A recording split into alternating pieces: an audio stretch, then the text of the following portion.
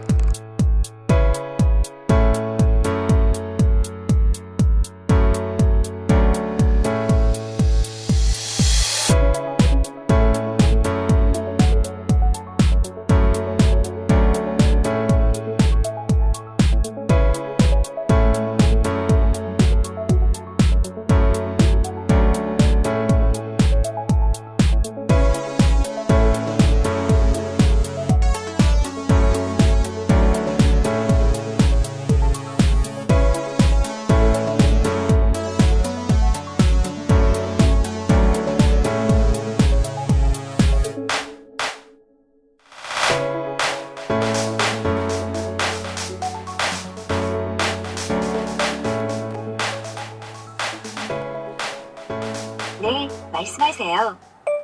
FM 107.7 FM 107.7 방송을 수신합니다. 자, 핸들 회전수 한번 보시죠. 하나, 둘, 2.5회전 합니다. 상당히 타이트한 그런 조향을 기대해 볼 수 있는 그 스티어링 휠이네요. 스티어링 휠은 가죽으로 감쌌고요. 그리고 그 안쪽으로 빨간 그 스티치를 넣었습니다. 아주 액티브한 정열적인 색깔이라고 할 수 있죠. 그리고 빨간색 포인트 라인이 스티어링 휠 아래에 있습니다. 이 빨간 라인을 위쪽으로 딱 했으면 조금 더 어떤 그 스티어링 휠의 성능을 느끼는데 더 좋지 않을까 하는 생각도 해보고요. 어쨌든 빨간색 포인트가 스티어링 휠에 있고요. 그리고 송풍구, 센터 페이시아, 그리고 시트에까지 이런 그 포인트를 줌으로써 좀 더 지루하기 쉬운 실내에 액센트를 주고 있습니다. 시승차는 1.6 터보 최고급 트림이고요. 풀옵션 차라고 합니다. 지붕 끝선, 손끝에 느껴지는 재질의 단면, 그리고 약간의 틈새, 조금 더 잘 마무리할 수 있을 텐데 하는 아쉬움을 남기는 부분이네요. 어쨌든 소비자들의 눈으로는 직접 확인하기 쉽지 않은 그런 부분입니다. 자, 7단 DCT가 올라와 있습니다. 1.6 터보 엔진의 7단 DCT의 조합이고요. 변속 레버가 그렇게 크지 않아서 손 안에 쏙 들어오는 그런 정도입니다. 냉풍 시트, 그리고 히팅 시트, 그리고 스티어링 휠에도 열선을 깔아서 한겨울에 좀 따뜻한 핸들을 쥘 수가 있겠네요. 드라이브 모드 버튼이 그 아래 들어와 있습니다. 에코, 스포츠, 노말 이렇게 됩니다. 출발하기 전에 이 차의 제원 잠깐 살펴보고 출발을 하죠. 와우, 1.6 터보 엔진을 올렸는데요. 최고 출력이 204마력입니다. 대단하죠. 배기량에 비해서 엄청난 그 퍼포먼스를 느낄 수 있을 듯 합니다. 최대 토크는 27.0kgm의 토크입니다. 1500rpm에서 4500rpm 구간에서 꾸준하게 최대 토크가 나옵니다. 결국 차가 움직이기 시작하는 거의 모든 영역에서 최대 토크가 발휘된다 라고 보면 될 듯 합니다. 공차 중량을 봐야 되는데요. 차 출력이 세도 차가 무거우면 그만큼 실질적인 그 발휘되는 효율 면에서 본다면 힘이 그렇게 크게 느껴지지는 않겠죠. 이 차의 공차 중량은 1380kg입니다. 1380kg. 차체 50% 넘게 고장력 강판을 많이 사용을 해서 전체적으로 차체의 강도를 유지하거나 좀 더 강화시키면서 차의 무게는 줄이는 그런 효과를 거둘 수 있었던 것 같습니다. 중요한 건 마력당 무게비입니다.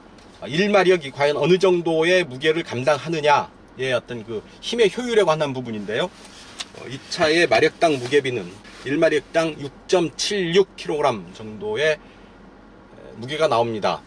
제로백이 아마도 7초 이내로 가능하지 않을까 이렇게 짐작을 해볼 수 있죠.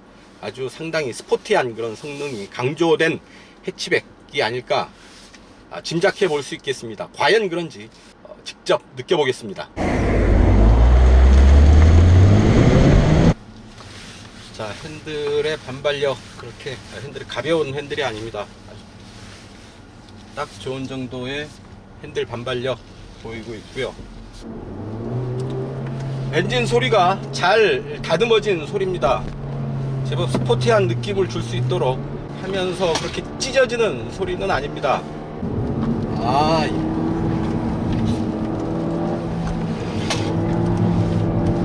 자, 패들 시프트가 있어서 시프트 다운을 수시로 조작을 할 수가 있어서 좀 더 핸들을 쥔 채로 자유롭게 차를 다룰 수 있습니다. 잘 버텨주는데요. 의외로 타이어와 서스펜션, 그리고 엔진, 그리고 7단 DCT의 조합이 그런대로 잘 매치를 시켜 놓은 듯 합니다. 깊은 코너에서도 제법 잘 버텨냅니다.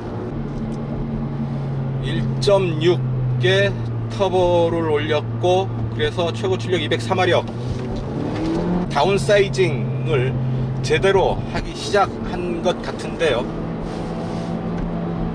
배기량 작은 엔진, 터보의 조합, 여기에 더블 클러치 트랜스미션까지 힘과 효율을 다 함께 잡는 그런 최적의 조합 아닐까 싶은데요. 현대자동차도 이제 그런 그 파워트레인의 조합을 다운사이징의 흐름에 본격적으로 합류를 한 게 아닌가 싶습니다. 물론 여전히 미진한 부분들은 남아있죠. 하지만 천천히 스텝 바이 스텝 하면서 완성도를 높여가는 과정 꼭 필요하지 않을까 싶습니다. 해치백 하면 젊은이들의 차, 젊은 차라고 할 수 있죠. 주로 소구계층, 주소비계층이 아무래도 나이 젊은 20, 30대를 봐야 되는 차인데요. 그래서 디자인도 좀 경쾌하고 가볍고, 차체 버디 컬러도 좀 밝은 계열의 컬러를 더 선호하는 그런 경향이 큰 시장입니다. 과거에 한국에서 본다면 기아자동차의 프라이드, 초기 프라이드를 생각할 수 있는데요. 초기에 프라이드가 처음 모습을 선보였을 때 대단한 혹평을 하던 사람도 있었습니다. 마치 꽁지 빠진 닭 같다는 얘기였죠. 하지만 대단한 반향을 불러일으켰고요. 물론 글로벌 시장에서도 해치백 하면 생각나는 차 골프가 어떤 해치백의 대표 주자로 군림을 하면서 큰 인기를 얻었고, 물론 국내에서도 많은 인기를 얻었죠. 얼마 전까지 디젤게이트가 터지면서 또 상황은 반전에 반전을 거듭하고 있습니다만, 어쨌든 해치백의 어떤 고유한 시장, 고유한 타겟, 또 이를 선호하는 충분한 시장은 있다라는 얘기죠. 그들의 입맛에 어느 정도까지 맞추느냐가 어떤 그 성공의 관건이 아닐까 싶습니다. 과속방지턱을 넘어가는데요. 잔진동 없이 한 번의 충격으로 잘 흡수해 내고 있습니다. 브레이크 한번, 하나 둘 셋. 급제동을 했을 때 스스로 비상등을 작동을 시킵니다. 자, 브레이크 디스크도 키웠죠. 브레이크 디스크 사이즈가 앞바퀴인 경우에 30cm가 넘어가는데요. 상당히 어떤 그 제동 성능도 제법 그 신경을 써서 만들어 놓은 게 아닌가 싶습니다. 아무래도 즐길만한, 잘 달리는 그런 그 핫해치를 추구하다 보니까 다이나믹한 달리기의 즐거움을 보장을 하기 위해서 잘 서는 게 무엇보다 중요하겠죠. 디스크를 앞뒤로 많이 키웠습니다. 좀 더 제동력을 강하게 확실하게 갖고 가겠다라는 얘기겠죠. 급제동을 할 때 미묘한 느낌의 차이를 느끼게 됩니다. 차체 흔들림 이런 부분에서 살짝 불안한 모습도 보이게 되는데요. 어떤 강한 제동력과 어떤 그 차체의 가벼움 뭐 이런 부분에서 약간의 언밸런스가 생길 수도 있겠다라는 생각은 듭니다.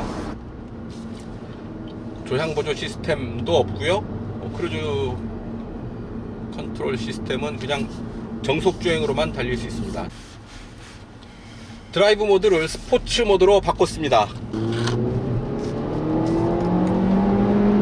발진 가속 아주 초기 출발이 시원합니다. 자, 200마력이 넘는 힘이고요. 차체는 1300kg을 조금 넘는 정도. 거기에 성인 두 사람이 탔습니다. 아주 전혀 부담 없이 가벼운 움직임을 보여주고 있습니다. 무릎 에어백이 있습니다. 운전석 무릎 에어백이 있어서 운전자를 잘 보호해주는 시스템을 갖추고 있습니다. 없는 것보다 낫죠? 자, 가속을 깊게 가면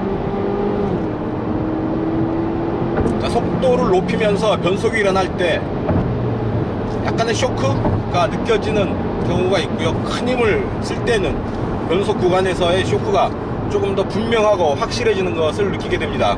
가속 페달을 아주 끝까지 밟아도 저항점은 없고요. 킥다운 버튼이 없습니다. 그냥 아무 저항 없이 끝까지 페달이 밟힙니다. 시속 100에서 바람소리, 너무 조용하지 않은 적당한 속도감을 주는, 속도에 걸맞는 정도의 소리라고 할 수 있을 듯 합니다. 2000rpm으로 돌아가는 엔진 소리는 거의 들리지 않고요. 노면 잡소리도 약간의 타이어 마찰음 정도가 바람소리와 미묘하게 섞여서 들어온 정도고요. 시끄럽다라고 보기엔 어려운 그런 수준입니다. 아이서티의 그 방음을 위해서 여러가지 부품의 덩어리 개수를 줄이고요. 도어의 실링도 신경을 많이 썼다라고 합니다. 하지만 이런 그 사소한 부분들, 세심한 부분들까지 소비자가 다 알아채지는 못할 수도 있겠다라는 사실입니다. 어쨌든 그런 부분들이 쌓이면서 전체적인 어떤 그 품질의 완성도가 높아지면 소비자들의 만족도도 따라서 높아지겠죠.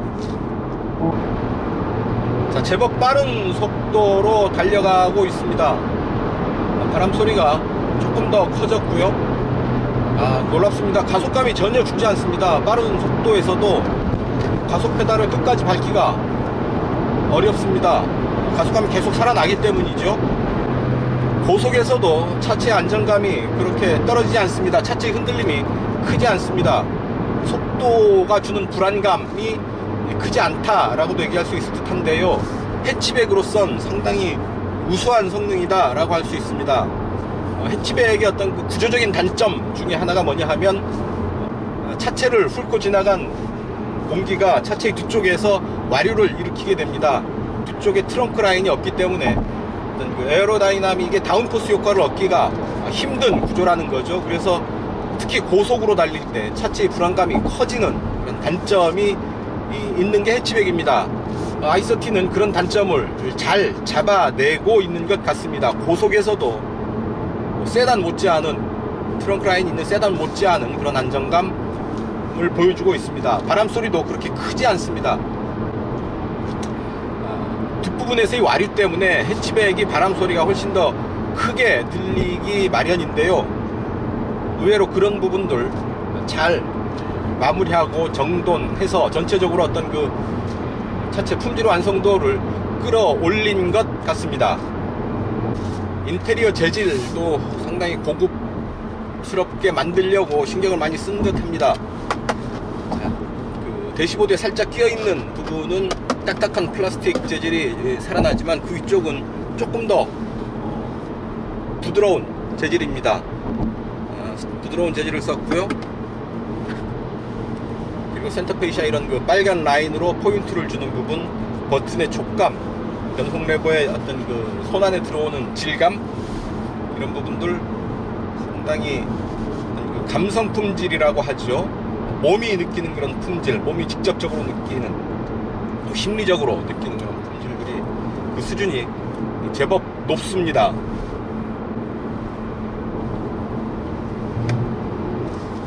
자, 핸들을 놓고 가속 페달을 쭉 밟으면 한쪽으로 쏠리죠. 역시 토크 스티어 현상을 보이고 있습니다. 전륜구동의 구조적인 특징이죠. 가속력, 또 고속주행 성능, 이런 부분들이 상당히 스포티하게 세팅이 되어 있는 것을 확인을 할 수 있습니다. 재미있게 즐길 수 있는 해치백의 모습을 제대로 갖춘 i30다 라고 정리를 해 보겠습니다. 1.6 터보 엔진의 복합 연비는 11.6km입니다. 계기판이 알려주는 이 차의 연비는 8km입니다. 복합 연비, 공인 복합 연비보다 좀 많이 떨어지죠. 주행 시승 상황이었고 좀 특수한 상황이었죠. 고속 주행도 했고 저속 주행도 있었고요. 그리고 가감속도 많았고, 그리고 주로 스포츠 모드를 택했습니다. 그리고 사진 찍는 동안 공회전 구간도 많았고 해서 에코 모드를 택하고 좀 더 안정적인 주행을 하게 된다면 공인 복합 연비에 비슷한 근접한 수준까지는 충분히 일반 운전자도 경험할 수 있지 않을까 하는 생각을 해봅니다.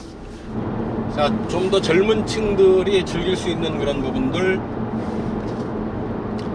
감각적인 인테리어 디자인, 컬러, 그리고 USB 포트를 이용할 수 있는 부분, 핸드폰 무선 충전 장치도 센터 컨트롤 박스 안에 들어와 있습니다. 그래서 핸드폰을 올려놓기만 하면, 물론 무선 충전 기능이 있는 핸드폰을 올려놓으면 바로 그냥 충전을 할 수 있다라는 얘기죠. 블루투스 오디오를 이용을 할 수가 있고요.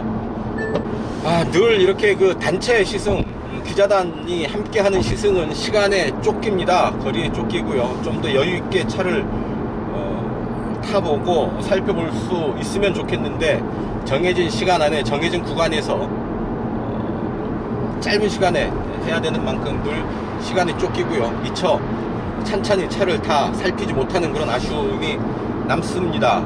곧 시승이 끝날 텐데요. 이런 부분 감안해서 들어주십사 부탁을 드리겠습니다.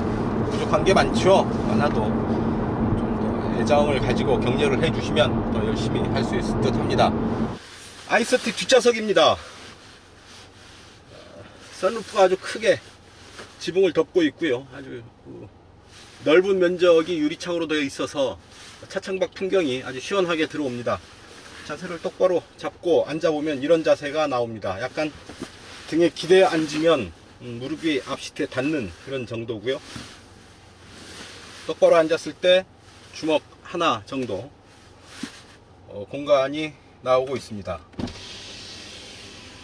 자, 뒷창을 완전히 내렸을 때 아주 살짝 유리창이 걸려 있는 것을 볼 수 있습니다. 이 정도 지금 유리창이 여기까지 내려오고 있고요. 암레스트, 센터 암레스트도 있고 두 개의 컵홀더 이 안에 배치되어 있습니다. 트렁크와는 연결이 되어 있지 않습니다.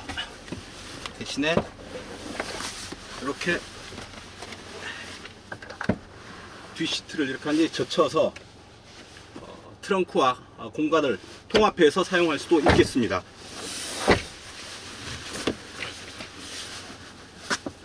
자, 센터 터널 한번 보시죠.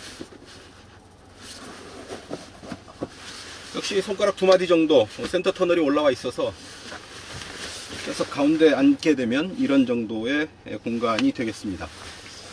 뒷좌석을 위한 송풍구가 암레스트, 센터 콘솔 뒤쪽으로 들어와 있습니다. 준중의 해치백 치고는 뒷좌석 공간이 그렇게 부족하지 않은 듯 합니다. 5명이 앉았을 때 좀 꽉 짜인 공간, 딱 저스트 스페이스, 딱 좋은 공간을 확보하고 있다 라고 정리를 해 보겠습니다.